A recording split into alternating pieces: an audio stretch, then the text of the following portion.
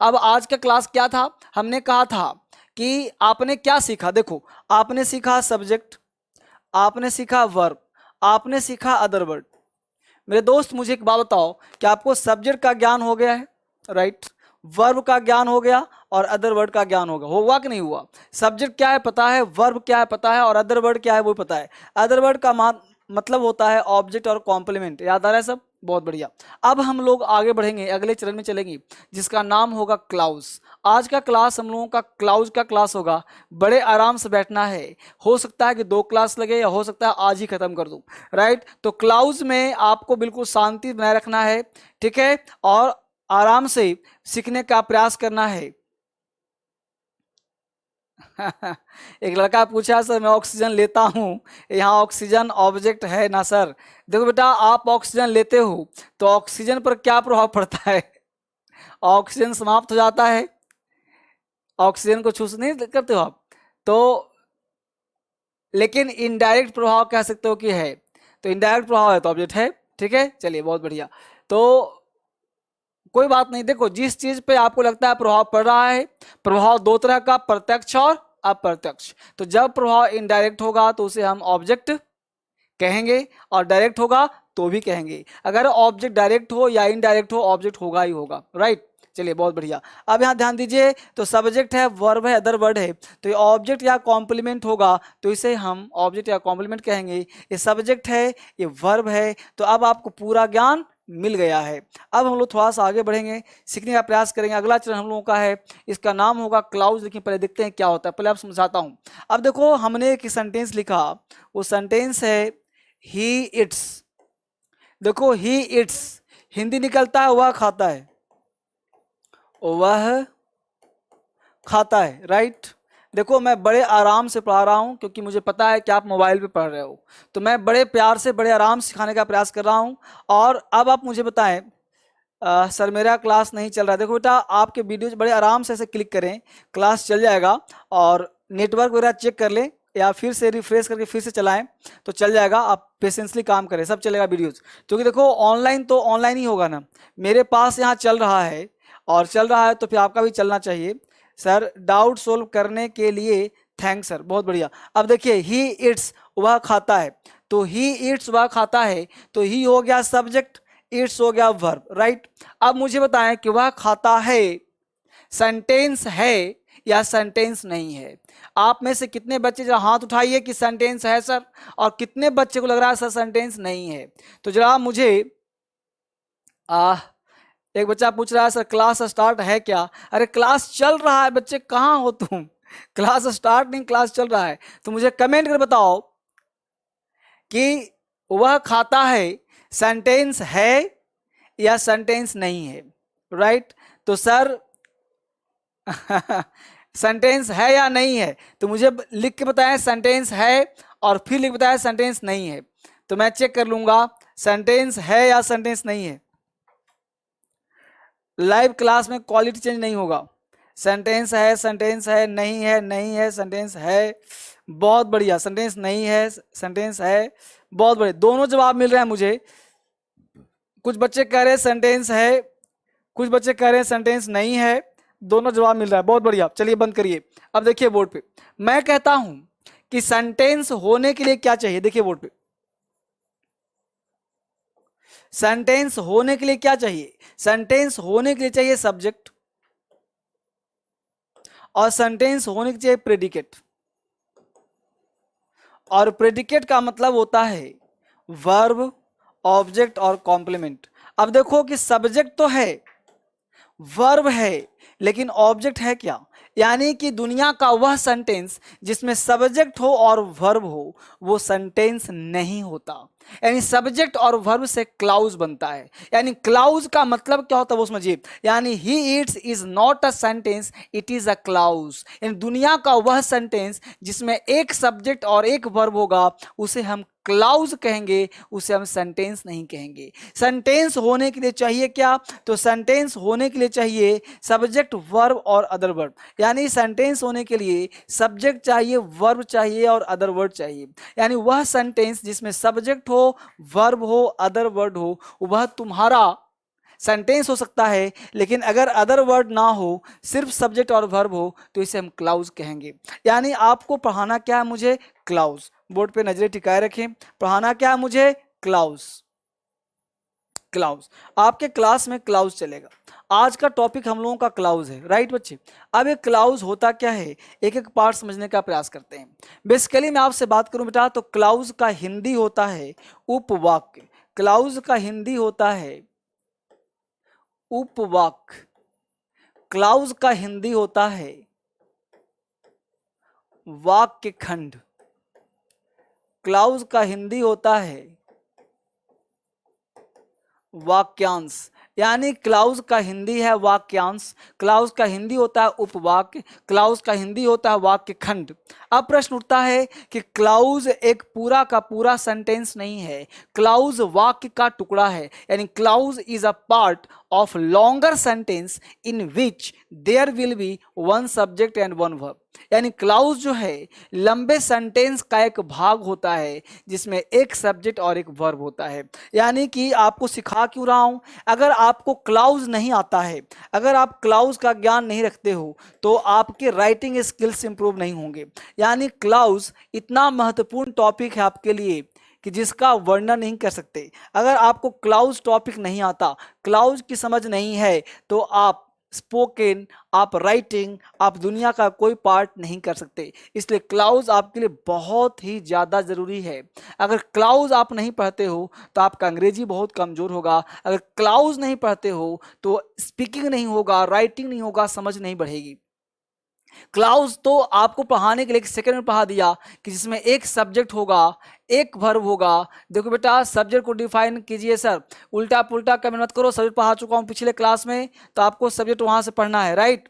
आप पीछे वाले क्लास को फिर से करें, सारे वीडियोज रिकॉर्ड हैं।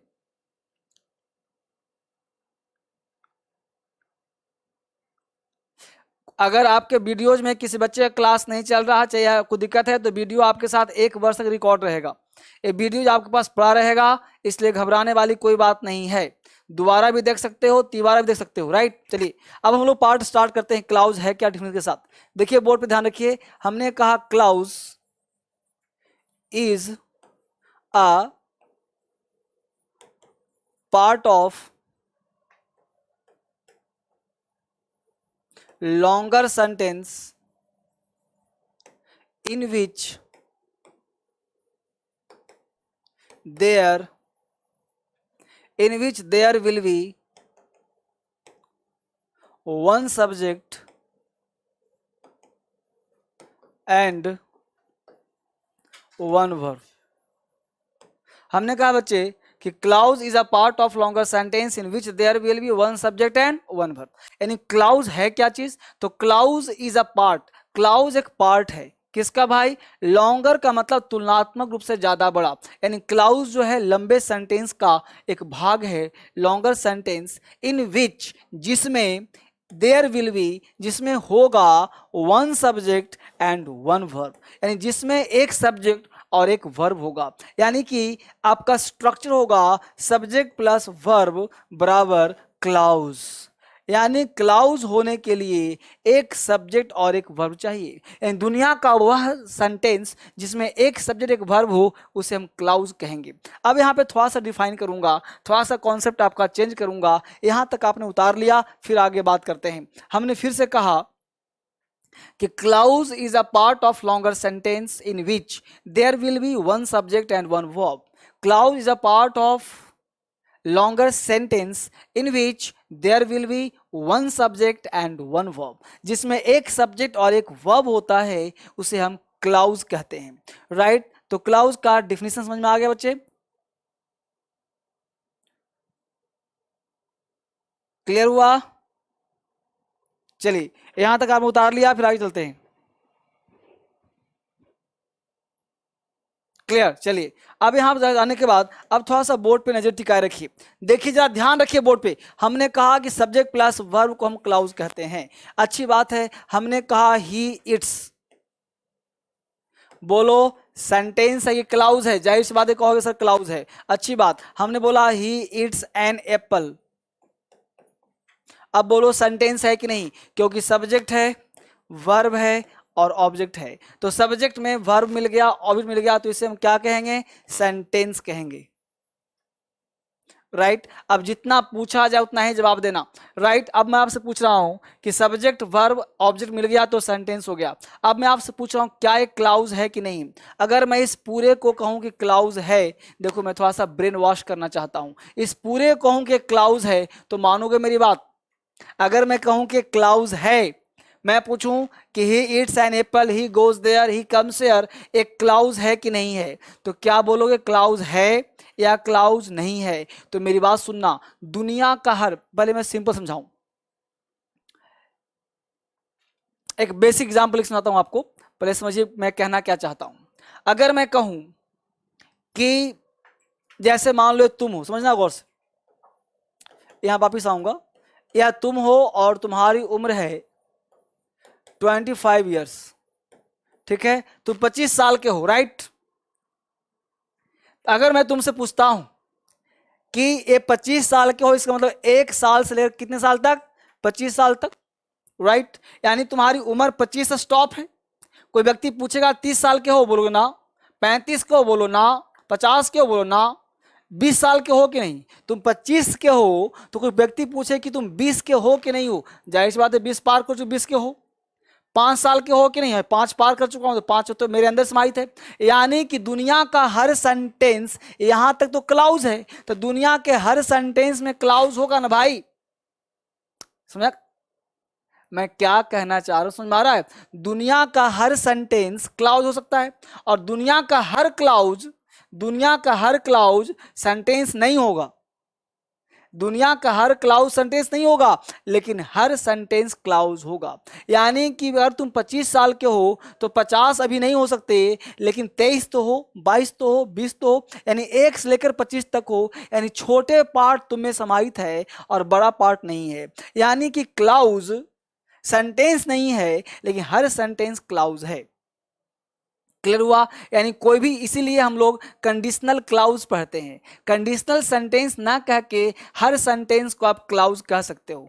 दुनिया के हर सेंटेंस को आप क्लाउज कह सकते हो। देखो बहुत ही बेसिक चीज है, तो कुछ टर्म ऐसे होते हैं जिसको अगर हम नहीं जानेंगे ना तो बड़ा कंफ्यूजन होगा। फिर समझा दूं आपको कि दुनिया के हर क्लाउज को आप सेंटेंस नहीं कह सकते, लेकिन हर सेंटेंस को क्लाउज कह सकते हैं।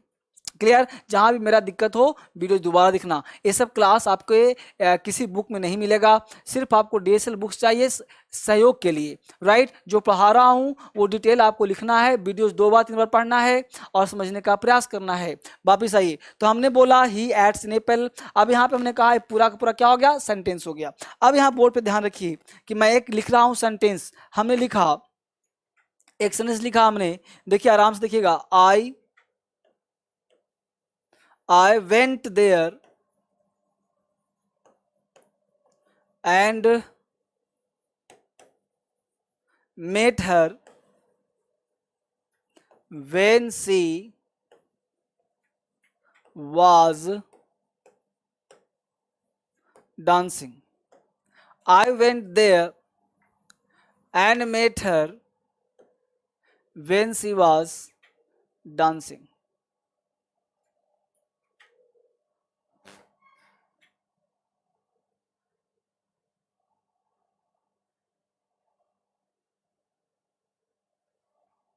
अब देखो बोर्ड पे एक सेंटेंस है, I went there and met her when she was dancing. I went there and met her when she was dancing. अब देखिए कंप्लीट एक सेंटेंस है, आई होप सबको दिख रहा होगा बड़े तरीके से। I went there and met her when she was dancing. लिख लिया सबने? I went there and met her when she was dancing. Right? Clear? अब आपने लिख लिया कि I went there and met her when she was dancing. यह एक कंप्लीट सेंटेंस है, राइट? फुल स्टॉप लगा दिया। अब एक कंप्लीट सेंटेंस है, तो जरा मुझे सोच करके बताएं कि जब एक कंप्लीट सेंटेंस है तो आप देखिए कि पूरा का पूरा एक वाक्य है, इसका पूरा एक सेंटेंस है। बट अब देखिए आई वेंट देयर, जब बोर्ड में टिका रखो, आई वेंट देयर में एक सब्जेक्ट और एक वर्ब है कि नहीं है? अब देखिए एंड मेट हर, यहाँ भी एक सब्जेक्ट वर्ब है कि नहीं है। शी वॉज डांसिंग, यहाँ भी एक सब्जेक्ट वर्ब है कि नहीं है। तो दुनिया का कोई सेंटेंस जिसमें एक सब्जेक्ट और एक वर्ब होता है उसे हम क्लाउज कहेंगे। क्या कहेंगे? क्लाउज। तो मुझे बताओ बच्चे कि यह एक क्लाउज हुआ कि नहीं हुआ, यह भी एक क्लाउज हुआ कि नहीं हुआ, यह भी एक क्लाउज हुआ कि नहीं हुआ। अब देखो, आई वेंट देयर, मैं वहां गया, एंड आई मेट हर, मैं उससे मिला। तो I went there and I met her, तो आई यहाँ पे आई वेंट देयर, मैं वहां गया, एंड आई यहाँ पे छुटा हुआ है, तो आई मेट हर, मैं उससे मिला। चूंकि एक बार आई आ गया है तो दोबारा यहां पे आई नहीं आएगा। तो I went there and I met her, मैं उससे मिला, व्हेन शी वॉज डांसिंग, जब वह नाच रही थी। तो this is a complete sentence, यह कंप्लीट सेंटेंस है। बट इस सेंटेंस में 3 क्लाउज है। कितने क्लाउज हैं? 3 क्लाउज है। अब जब 3 क्लाउज है, clause number 1, clause number 2, clause number 3, right. अब प्रश्न उठता है कि इस 3 क्लाउज में आपसे पूछूं कि बताओ मेन क्लाउज कौन सा है, प्रिंसिपल क्लाउज कौन सा है, मुख्य क्लाउज कौन सा है। क्या आप बता सकते हो? Can you tell me? तो मुझे बताओ कि इस तीनों क्लाउज में मुख्य क्लाउज कौन सा है, मुझे बताने का प्रयास करो।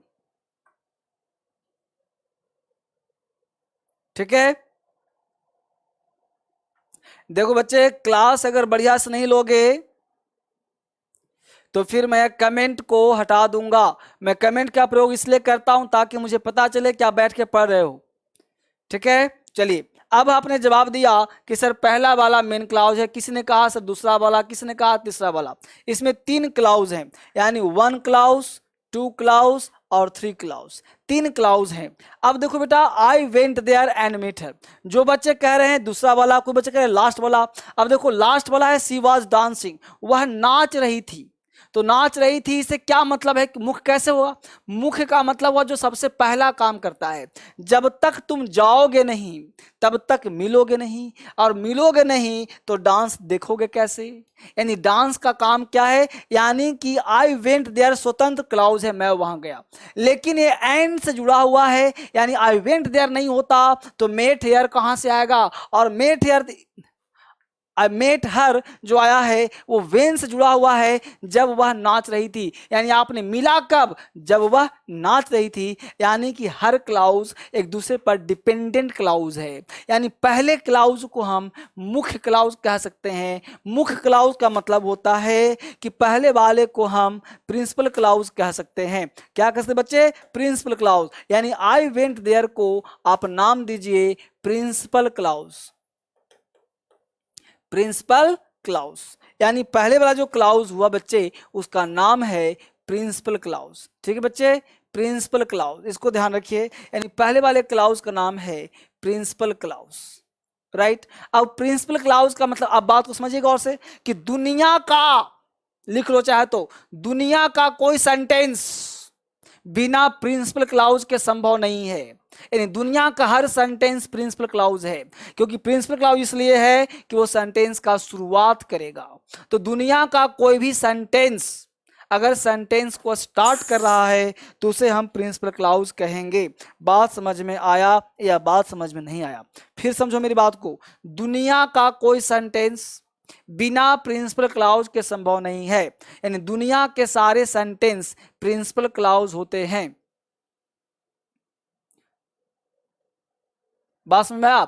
दुनिया के सारे सेंटेंस प्रिंसिपल क्लाउज होते, राइट। अभी हो गया तुम्हारा प्रिंसिपल क्लाउज, राइट। अब देखो फिर से ध्यान दो, अब यहां कंजंक्शन एंड लगा है। आपके दिमाग में आ सकता है कि सर एंड के जैसा क्या बट आ सकता है क्या, और आ सकता है क्या, फॉर आ सकता है क्या, नॉर आ सकता है क्या, राइट, एज वेल एज आ सकता है क्या? तो दुनिया का वह सेंटेंस जिसमें एंड लगा हो, बट लगा हो, और लगा हो, फॉर लगा हो, नॉर लगा हो, एज वेल एज लगा है। फिर समझिएगा और से, दुनिया का वह सेंटेंस जिसमें and, but, or, nor, for, as well as लगा हो, वो सारे सेंटेंस हालांकि डिपेंडेंट कहे जाते हैं, लेकिन उसे हम कहते हैं कोऑर्डिनेट क्लाउज। यानी सेकंड वाला जो क्लाउज यहां से यहां तक है, इस क्लाउज को हम कहते हैं कोऑर्डिनेट क्लाउज, कोऑर्डिनेट क्लाउज, यानी क्लाउज दो समझ में आ गया कि जिसमें आप पहचाने कैसे सर, जिसमें and, but, or, nor, for, as well as लगा हो उसे कहेंगे हम कोऑर्डिनेट क्लाउज, यानी प्रिंसिपल क्लाउज जो स्वतंत्र होता हो, जिसमें कोई कंजंक्शन नहीं है उसे कहते हैं प्रिंसिपल क्लाउज, जिसमें कंजंक्शन लगा हो उसे कहते हैं कोऑर्डिनेट क्लाउज, जिसमें कंजंक्शन नहीं उसे कहते हैं प्रिंसिपल क्लाउज, जिसमें कंजंक्शन लगाओ and, but, or, nor, for, as well as उसे कहते हैं कोऑर्डिनेट क्लाउज। क्लियर हुआ? और जिसमें डब्ल्यू एच फैमिली लगा हो, डब्ल्यू एच फैमिली का मतलब क्या होता है भाई? डब्ल्यू एच फैमिली का मतलब है कि वेन लगा हो, व्हाट लगा हो, वेयर लगा हो, वाई लगा हो, हाउ लगा हो, इस तरह के क्लाउज को हम कहते हैं सबऑर्डिनेट क्लाउज। जो इस तरह का क्लाउज होगा इस क्लाउज का नाम होगा सब ऑर्डिनेट क्लाउज। अब मुझे सोच कर बोलो क्लाउज कितने हो गए?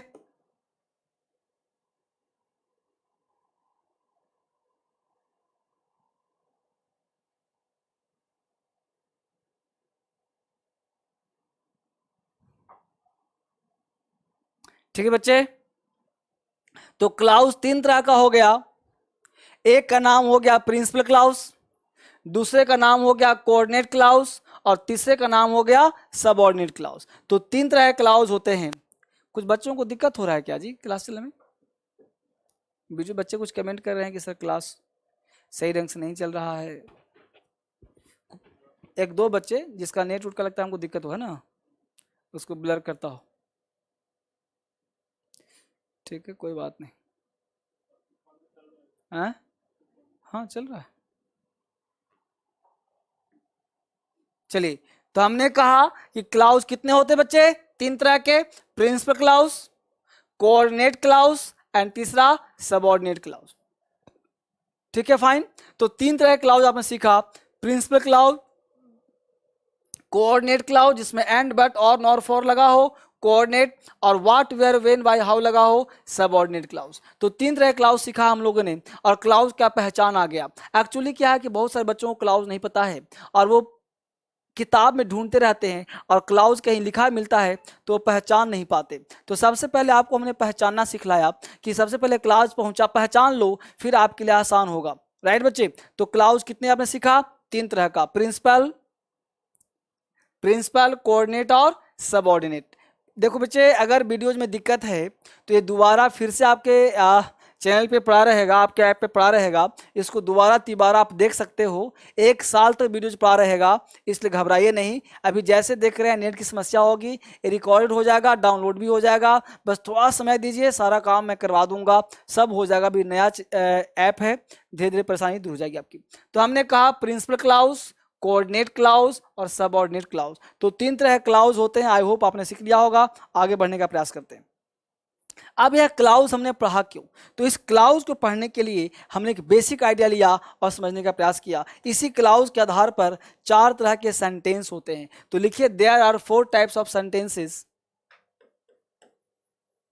There are four types of sentences. There are four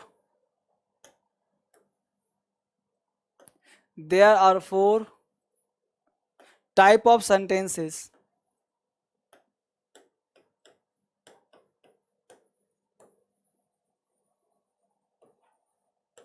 Sentences on the basis of clause. हमने कहा there are four type of sentences on the basis of clause, यानी क्लाउज के आधार पर, क्लाउज के आधार पर चार तरह के सेंटेंस होते हैं बच्चे। पहला का नाम है सिंपल सेंटेंस। इसको उतारे सबने, आराम से लिखूंगा सब। There are four type of sentence on the basis of clause. Fine, चलिए पहला देखते हैं कौन सा है। पहला का नाम है हम लोगों का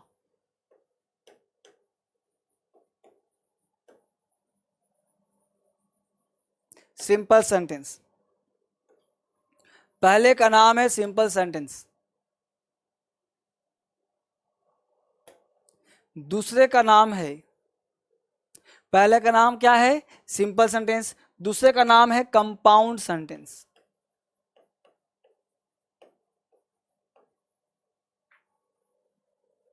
ये सब बताऊंगा क्या है।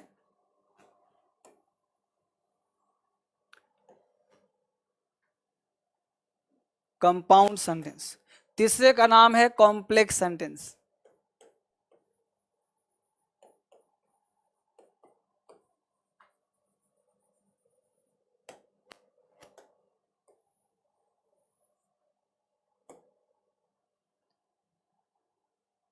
Complex sentence. और चौथे का नाम है मिक्स सेंटेंस।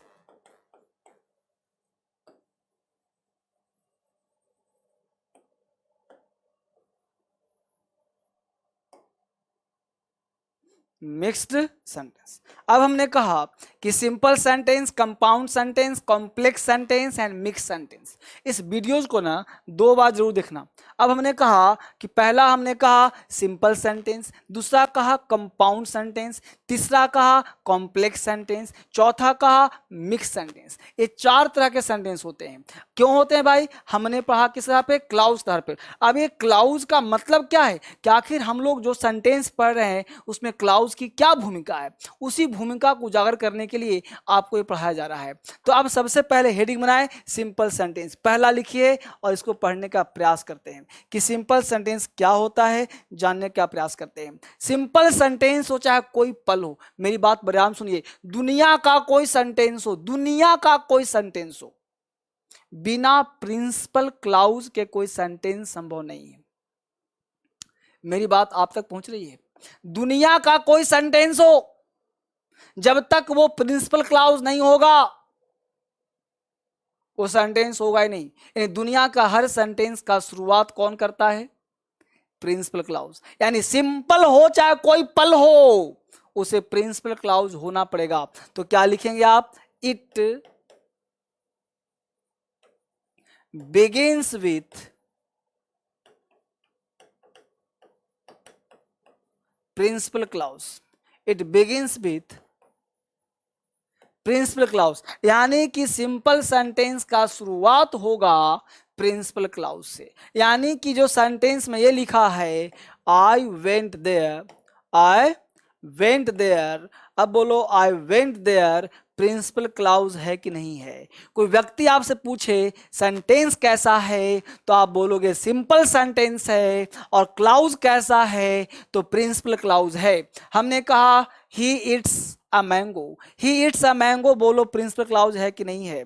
है तो प्रिंसिपल क्लाउज। और कोई व्यक्ति पूछे सेंटेंस कैसा है तो सिंपल सेंटेंस। यानी दुनिया का हर एक सेंटेंस सिंपल सेंटेंस होता है और दुनिया का हर एक क्लाउज प्रिंसिपल क्लाउज होता है। तो मुझे ये बताओ कि सिंपल सेंटेंस और प्रिंसिपल क्लाउज दोनों में तारतम्यता और संबंध समझ में आया?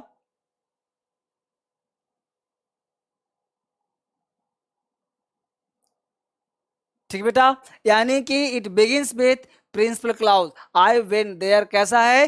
प्रिंसिपल क्लाउज है। क्लियर? चलिए बहुत बढ़िया, ये समझ में हम लोगों को आ गया कि भाई प्रिंसिपल क्लाउज समझ में आ गया हम लोग को, बहुत अच्छी बात है। वापिस आइए, ये भी समझ में आ गया प्रिंसिपल सिंपल सेंटेंस क्या होता है, राइट। अब हम लोग वापिस आते हैं कंपाउंड सेंटेंस पे। नंबर 2 हम लोगों का है कंपाउंड सेंटेंस।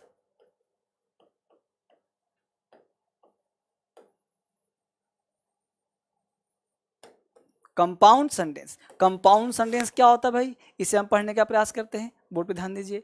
कंपाउंड सेंटेंस का मतलब हो गया बच्चे कि कंपाउंड सेंटेंस यानी कि वह ध्यान देना, दुनिया का कोई सेंटेंस बिना प्रिंसिपल क्लाउज के हो सकता है क्या?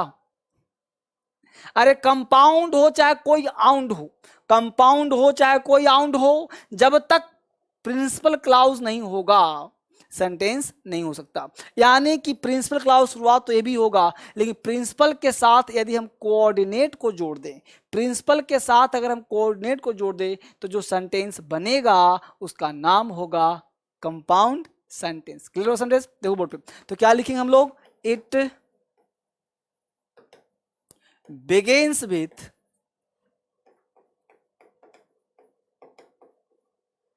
principal clause, it begins with principal clause plus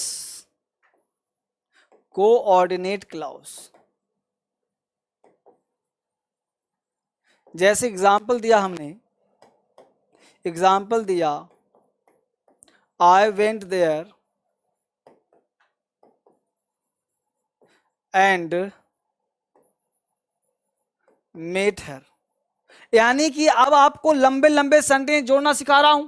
आप लंबे से जोड़ के सेंटेंस लिख सकते हो, बोल सकते हो, सीख सकते हो। तो आई वेंट देयर हो गया प्रिंसिपल क्लाउज, एंड हो गया कंजंक्शन, अब मेट हर दोनों मिल गया तो बन गया हम लोगों का कंपाउंड सेंटेंस। यानी कंपाउंड का मतलब होता है कि प्रिंसिपल के साथ यदि कोऑर्डिनेट को मिला दें तो सेंटेंस का नाम होगा कंपाउंड सेंटेंस, यानी principal plus code. Actually UPSC में 5 नंबर के प्रश्न यहां से पूछे जाते हैं, किससे? क्लाउज चैप्टर से, यूपीएससी में। और एसएससी सीपीओ वगैरह में भी 3 4 5 नंबर के प्रश्न पूछे जाते हैं। बहुत सारे बच्चों को ये नहीं पता क्लाउज होता क्या है, तो वो नाउन क्लाउज, एडिटिव क्लाउज रटना मारना शुरू कर देते हैं और उसको कोई मतलब नहीं होता। एक्चुअली क्या है कि अंग्रेजी जो पढ़ना होता है वो कंप्लीट कॉन्सेप्ट होता है, ट्रिकी नहीं होता, इसलिए आपको जड़ से सीखना पड़ता है। तो यहाँ जो मैं सिखाने का प्रयास कर रहा हूँ, जितने बच्चों का एडमिशन हो गया, मैं आपसे कह रहा हूँ किताब बेटा मंगा लो। किताब जब आपके पास घर में होगा तो आप बेहतर तरीके से पढ़ सकोगे, सीख सकोगे।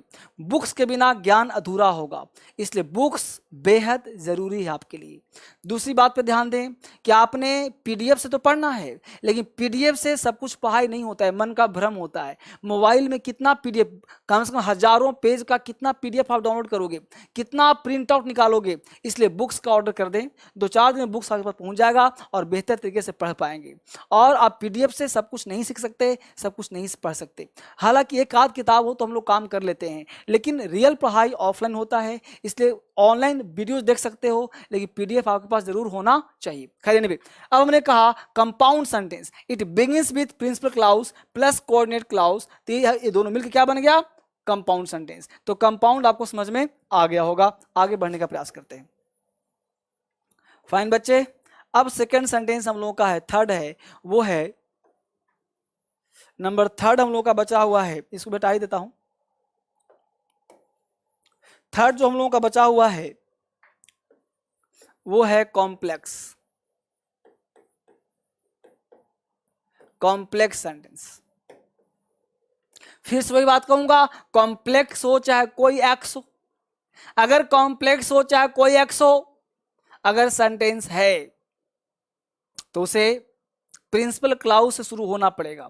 यानी प्रिंसिपल क्लाउज के साथ मिला दें, अगर प्रिंसिपल क्लाउज अकेला हो तो हो जाएगा सिंपल सेंटेंस। प्रिंसिपल के साथ कोऑर्डिनेट मिला दिया तो बन गया कंपाउंड सेंटेंस। अगर प्रिंसिपल के साथ सबऑर्डिनेट मिला दूं तो बन जाएगा कॉम्प्लेक्स सेंटेंस। तो क्या लिखोगे इसको?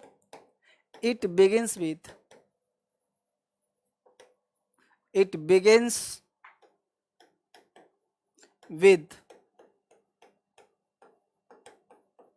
प्रिंसिपल क्लाउज प्लस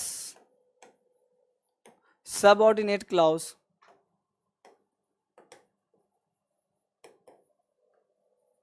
ठीक बच्चे, it begins with principal clause plus subordinate clause, यानी जिसके साथ प्रिंसिपल लगा हो और सबऑर्डिनेट लगा हो उसे हम कहते हैं कॉम्प्लेक्स सेंटेंस। जैसे एग्जाम्पल बनेगा आपका, एग्जाम्पल बनेगा I went there when she was dancing, यानी सी वॉज डांसिंग और आई वेंट देयर। ये है तुम्हारा प्रिंसिपल क्लाउज, ये हो गया सबऑर्डिनेट क्लाउज। इन दोनों को हमने प्लस किसे किया? वेन से। तो इस प्रकार के सेंटेंस को हमने कहा कॉम्प्लेक्स सेंटेंस। यानी कॉम्प्लेक्स सेंटेंस कब कहा जाएगा? जब पीसी के साथ एससी मिला हो, यानी principal clause plus subordinate clause बराबर कॉम्प्लेक्स सेंटेंस। आई होप आप समझ पा रहे होंगे। तो प्रिंसिपल के साथ अगर सबऑर्डिनेट क्लाउज मिल गया तो उसे हम कॉम्प्लेक्स सेंटेंस की श्रेणी में रखते हैं। बात समझ में आप? यानी ये प्रिंसिपल क्लाउज, देखो एक बात ध्यान रखो कि दुनिया का कोई सेंटेंस हो, देखो बेटा कंडीशनल क्लाउज क्या है वो तो आगे पढ़ाऊंगा जब टेंस चलेगा आपका, राइट। क्लाउज का मतलब सेंटेंस होता है, कंडीशनल मतलब शर्त होता है, शर्त वाला सेंटेंस होगा। यहां पे देखो हमने क्या कहा, complex sentence it begins with principal clause plus subordinate clause बराबर कॉम्प्लेक्स सेंटेंस। अच्छी बात है। अब सेंटेंस समझ में आ गया है तो नंबर लास्ट देखते हैं, मिक्स सेंटेंस। मिक्स्ड नंबर 4 है लास्ट, मिक्स सेंटेंस। ये मिक्स्ड क्या होता है भाई? ध्यान देना, मिक्स्ड का मतलब उसे सब मिला हुआ हो भाई, उसमें तो प्रिंसिपल तो होगा ही होगा, तो क्या लिखोगे? It begins with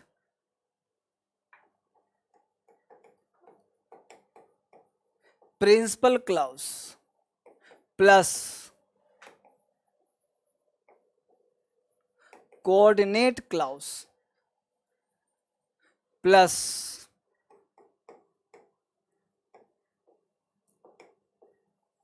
subordinate clause. जैसे एग्जाम्पल हमने बात करी, आप एग्जाम्पल दे सकते हो, I went there and met her when she was dancing। यानी जो फर्स्ट एग्जाम्पल हमने दिया था वो किसका दिया था भाई? तो कॉम्प्लेक्स सेंटेंस का। हमने कहा है went there and I met her when she was dancing, यह बन गया आपका मिक्स सेंटेंस। यानी कि सेंटेंस होने के लिए आपके पास प्रिंसिपल क्लाउज का होना बेहद जरूरी है। बिना प्रिंसिपल, यहाँ से यहाँ तक कौन सा क्लाउज था? Principal clause. Met her coordinate, she was dancing, ठीक है, सबऑर्डिनेट। तो यहाँ पे कंजंक्शन एक एंड मिल गया, एक कंजंक्शन वेन मिल गया। अब हमको यहाँ से पूछना है कि भाई कॉमन एरर कैसे बनेगा। तो एक बात ध्यान रखिए, यह चीज पूरा पढ़ करके तरीके से 2 बार पढ़ करके लिख करके समझ करके कल आइएगा। ये पूरे तरीके से बताऊंगा कि इससे एरर कैसे पूछेगा, कैसे क्वेश्चन पूछेगा। तो कल पूरा क्लाउज का पूरा डीप अध्ययन होगा। जब पढ़ के आप आएंगे तब तो क्लाउज का कॉमन कर पाऊंगा। कल डेट 17 है क्या जी? तो कल विश्वकर्मा पूजा की छुट्टी दे दिया जाए। बिहार यूपी में चलता है विश्वकर्मा पूजा। बच्चे आप लोग मुझे बताएं कमेंट करके कि कल विश्वकर्मा पूजा की छुट्टी दे दिया जाए क्या? आप लोगों को छुट्टी करके मुझे बताएं। चल रहा है सबको? कल विश्वकर्मा पूजा की छुट्टी चाहिए, यस में लिखिए या नो में लिखिए। विश्वकर्मा पूजा की छुट्टी चाहिए तो यस लिखिए। Yes sir, yes sir, yes sir, yes sir, yes sir, yes sir. No sir, no sir, no sir, नहीं नहीं नहीं नहीं नहीं नहीं सर, नो सर, नहीं sir.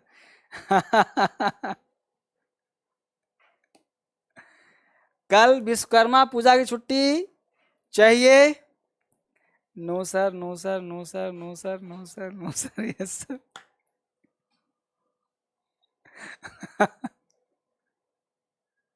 No sir, no sir, no sir, yes sir वाला तो छुप गया बेचारा। दिल्ली में विश्वकर्मा पूजा होता है? नहीं होता ना? बिहार यूपी में होता है। देखो बेटा, मैक्सिमम 90% लोगों का है no sir, no sir, no sir, ठीक है, no sir, no sir, no sir. चलो ठीक है, कल हम लोग काम करेंगे, कल पढ़ेंगे इसका कॉमन एरर, ठीक है। कल क्लास चलेगा आपका, कल छुट्टी नहीं है, कल क्लास चलेगा, राइट। चलिए कल मिलते हैं फिर से एक बार इसके कॉमन एरर पे और एक बेहतरीन क्लास लेकर के। तब तक आप सबों का बहुत बहुत धन्यवाद। कल क्लास चलेगा आप लोगों का, नो छुट्टी, ठीक है। पूजा पहले ही कर लेना सब लोग, ठीक है। चलो बढ़िया से, तो कल क्लास करते हैं, इसका पढ़ेंगे कॉमन एरर्स। किसका? मिक्स सेंटेंस का। यानी मिक्स सेंटेंस का कल पढ़ाया जाएगा। मिक्स का नहीं बेटा, पूरा सेंटेंस का, क्लाउज का कर, पूरे पूरे क्लाउज का पढ़ेंगे कॉमन एरर। ध्यान सुन रहे हो ना? चलो तो कल क्लास मिलते हैं फिर हम लोग नए तरीके से। Thank you very much, it's all for today.